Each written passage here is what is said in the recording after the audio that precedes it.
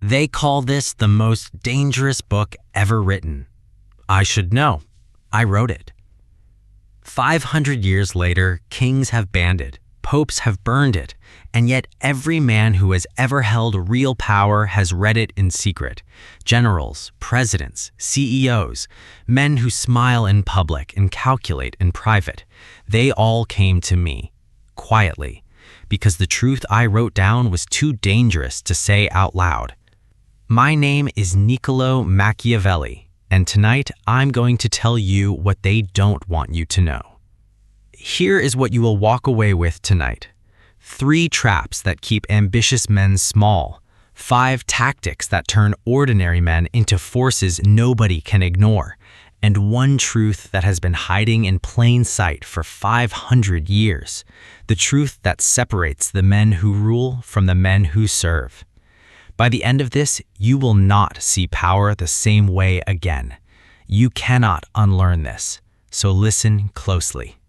You were taught that good wins, that the honest man rises, that if you work hard, stay kind, and follow the rules, the world rewards you. That is the biggest lie ever sold to ambitious men. I learned this the hard way. I served Florence. I gave it everything. And when the politics turned, they threw me in a cell. They tortured me. They exiled me to a small farm, broke and forgotten, while lesser men ruled the city I bled for. So I sat alone, and I wrote down the truth nobody wanted to hear. Not how the world should work, how it actually works. Here is the first trap most men fall into. They think being good is enough. It is not. The Romans understood this before anyone. Rome did not become the greatest empire on earth by being nice. Rome became great because it understood one law above all others. Power respects strength, and it devours hesitation. Look at Caesar. Look at Scipio. These were not gentle men. They were men who understood timing, who understood fear, who understood that mercy given at the wrong moment isn't virtue, it's suicide. Let me give you the second trap, the fear of being feared. Society tells you to be liked, to be agreeable, to avoid conflict at all costs. I will tell you what I told the princes of Italy 500 years ago. It is far safer to be feared than loved if you cannot be both. Why? Because love is fragile. Love depends on other people's feelings, and feelings change with the wind. A man who depends on being loved is a man who depends on the mood of strangers. But fear you control. Fear is built on consequence, and consequence does not change its mind. Cesare Borgia understood this. When he took Romagna, the land was lawless, brutal, falling apart. He installed a ruthless governor, let him crush the chaos with an iron fist, and then, when the people's hatred turned on that governor, he had him executed in the public square. Just like that. The people didn't hate Borgia, they thanked him. He gave them order, and he gave them someone else to blame for the cost of it. That is not cruelty for cruelty's sake. That is strategy. That is a man who understands that perception is the real battlefield. Here is the third trap, and this one kills more men than any other. Confusing being good with appearing good. The world does not reward what you are, it rewards what it sees. A prince does not need to actually be honest, generous, and merciful. He needs people to believe he is. The moment you understand this, you stop wasting energy trying to be perfect, and you start spending it on what actually matters, control of the narrative. I watched men with pure hearts lose everything because they refused to get their hands dirty, and I watched ruthless men rise because they knew exactly when to wear the mask of virtue and when to take it off. This is not about becoming a monster. Listen carefully, because this is the part men misunderstand the most. I never told anyone to be evil for the sake of being evil. Cruelty without purpose destroys you. I said cruelty, when necessary, should be quick, decisive, and over. Drag it out and you create enemies for life. Cut deep once and the wound heals into respect. This is the difference between a man who reacts and a man who executes. So let me ask you something, and I want you to sit with it before you keep watching. Somewhere in your life right now, there is a person you are too loyal to remove. A job, a partner, a friend, a habit, something that is bleeding you slowly while you call it loyalty. If a stranger looked at your life with cold eyes, no emotion, no history, just results, would they tell you to keep them or cut them loose? Don't answer me in your head. Answer me below. Tell me in the comments, what is the one thing in your life you already know you should have cut but haven't? I will read them, and I promise you, you are not the only one carrying it. Now let me hand you the tactics directly, not theory, execution. First, never depend on others for your power. Borrowed strength is borrowed time. The prince who relies on another man's army, another man's money, another man's approval, that prince is already kneeling. Build your own foundation, your own skill, your own resources. Nobody can take from you what they did not give you.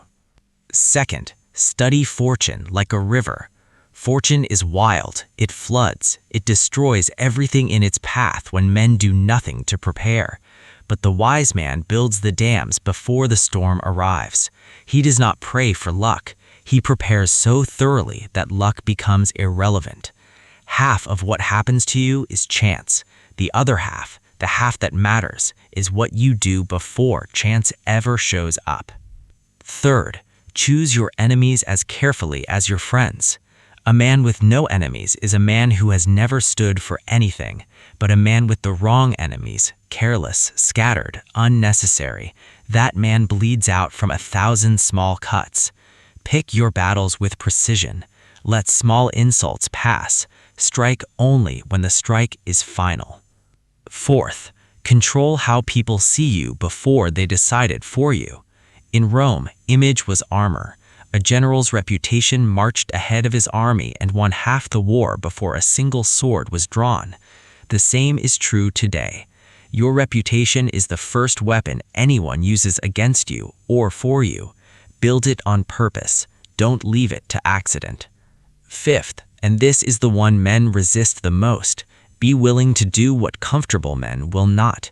Every empire, every fortune, every throne in history was built by someone willing to make the hard decision while everyone else was still debating if it was nice enough. Comfort is the enemy of greatness.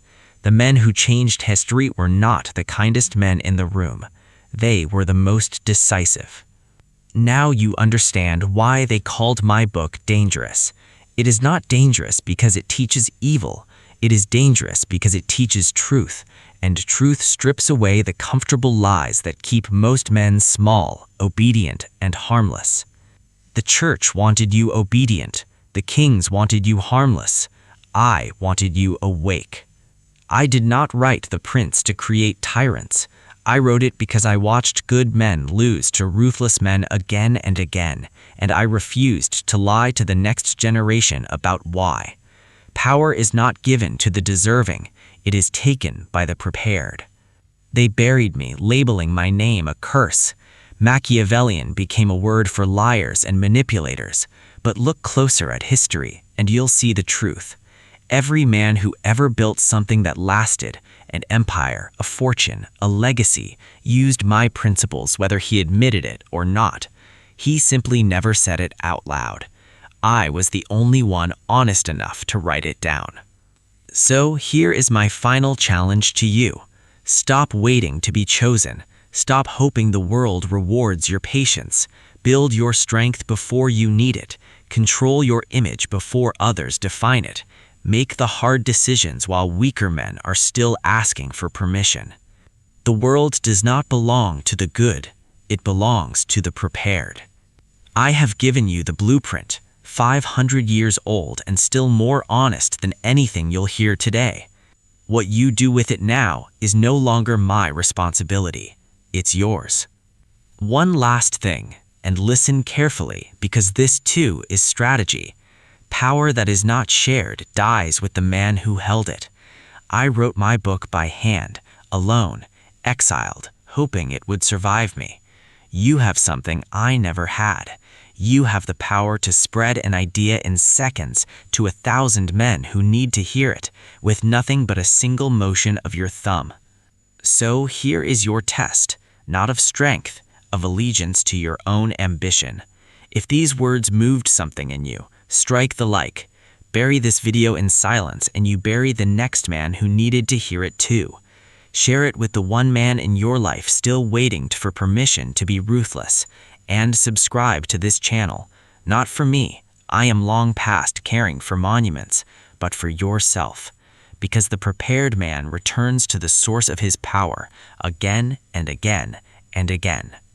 The choice, as always, is yours. I have simply made sure you cannot say you didn't know.